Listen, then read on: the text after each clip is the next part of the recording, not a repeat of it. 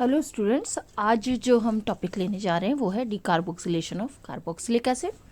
और ये जो टॉपिक है वो 11th क्लास और 12th क्लास केमिस्ट्री दोनों में कवर होता है। जब हम हाइड्रोकार्बन पढ़ते हैं तो प्रिपरेशन ऑफ हाइड्रोकार्बन में हम 11th क्लास में पढ़ते हैं, और जब हम कार्बोक्सिलिक एसिड पढ़ते हैं क्लास 12th में तो प्रॉपर्टीज़ ऑफ कार्बोक्सिलिक एसिड हम उसमें पढ़ते हैं। तो इसमें हम देख लेते हैं क्या इसको हम डिटेल में पढ़ना शुरू करते हैं।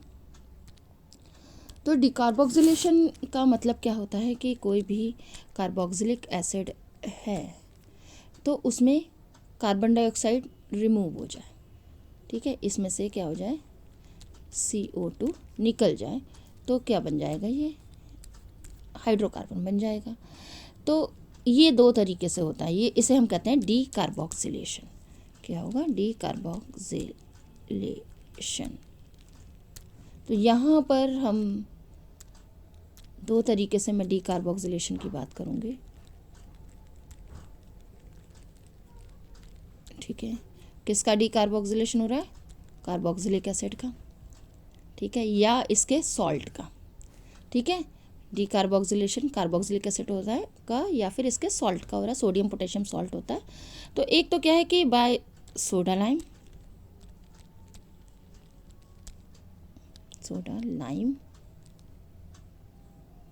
ठीक है, और बाय कोल्बे इलेक्ट्रोलिसिस।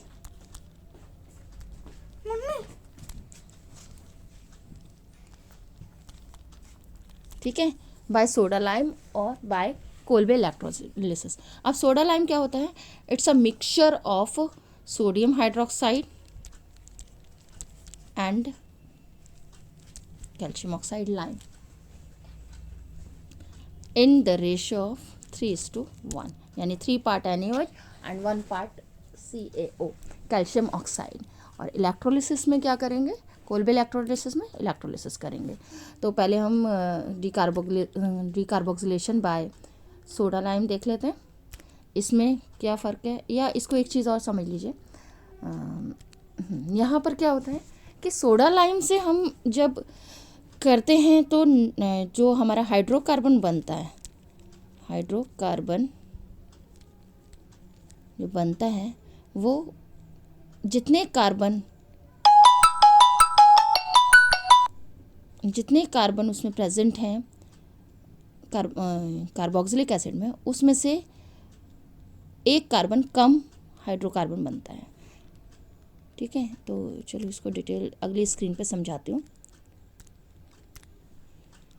जैसे CH3COOH है, इसका सोडियम या पोटेशियम सॉल्ट ले लेंगे तो CH3COONA, जैसे सोडा लाइम में भी NaOH प्रेजेंट है तो ये पहले क्या होगा, सॉल्ट में बदल जाएगा।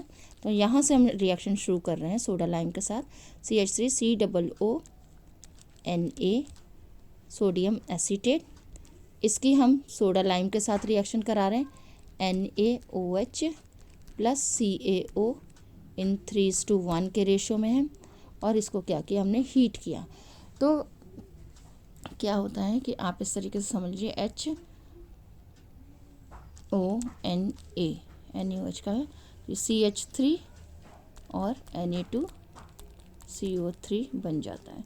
यहाँ पे जो बना कार्बन, जो मीथेन बना उसमें कार्बन 1 है, और यहाँ पे जो कार्बोक्सिलिक एसिड है उसमें 2 कार्बन है।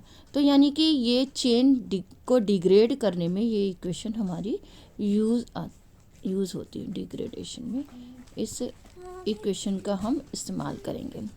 वहीं कोल्बे, इसको ये आप समझ में आ गया कि वहीं जो हाइड्रोकार्बन बन रहा है उसमें कार्बोक्सिलिक एसिड से एक कार्बन कम है। तो इसकी इम्पोर्टेंस यहाँ पर है कि जो हमें इस इक्वेशन को, चेन को छोटा करने में इस्तेमाल करना है, कार्बन चेन को, तो हम इस इक्वेशन का इस्तेमाल करेंगे। नहीं तो अगर हमें इसको, इस चेन को बड़ा करना है, मीन्स इस चेन को डबल करना है, तो हम कोल्बे इलेक्ट्रोलिसिस करेंगे, ठीक है, कोल्बे इलेक्ट्रोलिसिस करेंगे। तो कोल्बे इलेक्ट्रोलिसिस के लिए एक एनोड होगा, एक कैथोड होगा और एक इलेक्ट्रोलाइट होगा, कोई भी इलेक्ट्रोलिसिस के लिए। तो इलेक्ट्रोलाइट है आपका CH3COONA, मतलब सोडियम और potassium salt of carboxylic acid, है ना, सोडियम और potassium salt of acid, carboxylic acid, ठीक है। एनोड पर क्या होगा, अब देखिए इसका जो दो पार्ट होंगे, CH3COO, इलेक्ट्रोलिसिस होगी तो क्या बनेंगे, दो पार्ट बन जाएंगे, एक एसीटेट पार्ट बना, एक सोडियम पार्ट बना। तो एसीटेट पार्ट जो है एनोड पर एनाइन जाते हैं और कैथोड पर कैटाइन जाते हैं। तो एसीटेट एनाइन जो होगा वो एनोड पर चला जाएगा और सोडियम कैटाइन जो है वो कैथोड पर चला जाएगा। इसको दूसरी स्क्रीन पर समझाती हूँ मैं आपको। तो जब इलेक्ट्रोलिसिस हुई, सपोज CH3COONA का एक्व सॉल्यूशन है, ठीक है, इसकी जब इलेक्ट्रोलिसिस हो रही है तो CH3COO, ठीक है, कार्बोक्सिल ये एसीटेट आयन बना और सोडियम आयन बना। अब एट एनोड,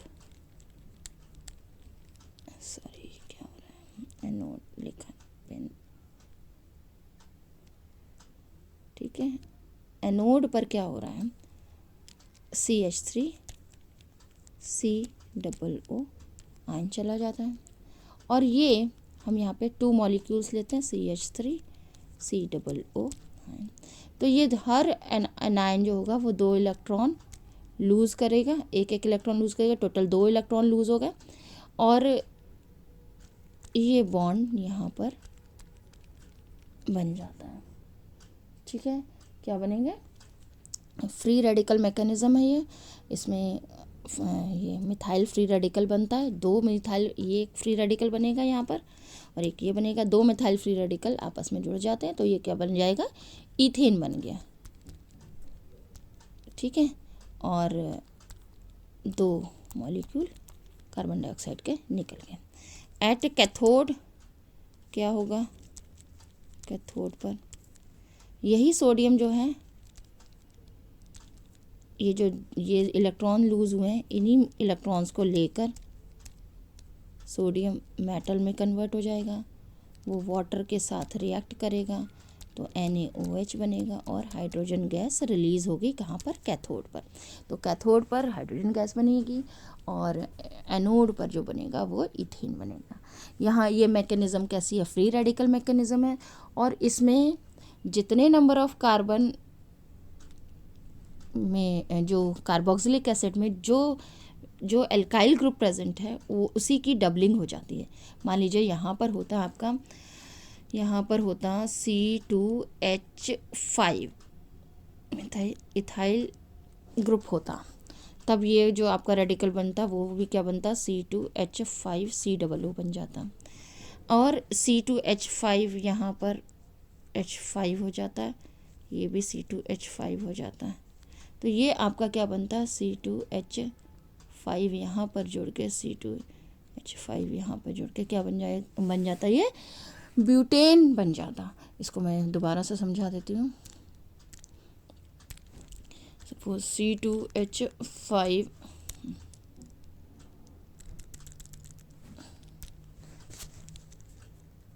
C2H5COOH है, ठीक है। COOH ना लेके हम इसका सॉल्ट ले लेते हैं, सोडियम सॉल्ट ले लेते हैं। तो जब कोलबे इलेक्ट्रोलिसिस होगी, हुई तो C2H5 ये हुआ आपका CH2 CH3 और दूसरे वाले का CH2 CH3 और CO2 अलग हो जाएगा, ठीक है, और 2 अलग हो जाएगा। और ये चूँकि हाइड्रोलिसिस हो रही है तो जितना है वो NaOH बना, वो ठीक है, NaOH बना देगा, ठीक है। तो इस तरीके से ये जो इक्वेशन है, यानी कि इसमें जो एल्काइल ग्रुप है उस एल्काइल ग्रुप उसकी डबलिंग हो जाती है, उसमें जितने कार्बन हैं वो डबल हो जाते हैं और ये आपका ब्यूटेन बन जाता है। तो अगर इसी की जगह पर अगर होता आपका C3H7COO होता तो कोल्बे रिएक्शन से, सॉरी कोल्बे इलेक्ट्रोलिसिस से, कोल्बे रिएक्शन अलग होती है, कोल्बे इलेक्ट्रोलिसिस से क्या बनता है, ये इसकी डबलिंग होती है CH3 CH2 एक पार्ट पे तो ये है, और दूसरे मॉलिक्यूल से आपको क्या मिलता है CH2 CH3, यानी 1 2 3 4 5 6 यानी कि हेक्सेन आपको अगर बनाना होता तो आपको कौन सा कार्बोक्सिलिक एसिड चाहिए, कौन सा सॉल्ट चाहिए, ये वाला 1 3 4 यानी ब्यूटेनोइक एसिड का सोडियम सॉल्ट, सोडियम ब्यूटेनोएट चाहिए। तो इस तरीके से कोल्बे इक्वेशन में नंबर ऑफ कार्बन इंक्रीज़ होते हैं और कोल्बे इलेक्ट्रोलिसिस में, और जो सोडा लाइम के साथ डीकार्बोक्सिलेशन होता है उसमें नंबर ऑफ कार्बन एटम्स क्या होते हैं, कम होते हैं। तो this is all about carboxylation, decarboxylation of carboxylic acid. Thank you for watching.